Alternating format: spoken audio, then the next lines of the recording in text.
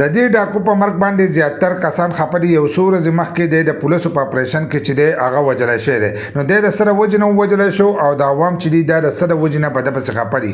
که تاسو نه نن سبا په سوشل میډیا باندې د ده تصویران ویډیوګان چې دي هغه ډېر زیات وایرل دي او هر یو کس چې دی د ده تصویر او ویډیو رالي او هغه شیر کوي، نو د دې نه پته لګي چې زیاتره عوام چې دي هغه په ده باندې خپه دي. د څه د وجې نه خپه دي؟ څه وخت مخکې د ځان لا د یوټیوب چینل کولو کړو او په هغې باندې به دا ویډیوګانې چې دي هغه اپلوډ کولې. په هغې کې به د ډاکوانو نومونه هم هغه سره د ډاکوانو سره به هم میلاوېدلو او داسې قسمه قسم د دې سره چې کم زیاتی شوی دی او دوی بیا دغې کار ته راوتلي دي د هغې په باره کې به هم د بیانونه ورکړل. کم کسان چې دي سپورټ کوي د هغې په باره کې به هم خبرې کول، نو داسې قسمه قسم ویډیوګانې چې دي هغه به جوړول. نو د هغه ویډیوګانو په ترو باندې به دې کسانو کتلو، نو د دې د وجې نه په زیاتر کسان چې دي هغه خپه دي. بل دا ډاکو چې دی دا د بلوچستان دی، خو کله چې د دغه ویډیوګانو هر سره شروع کړل او د ده شاته به د پی ټي آی جلسه هم لګېدله، د عمران خان اواز به هم کولو.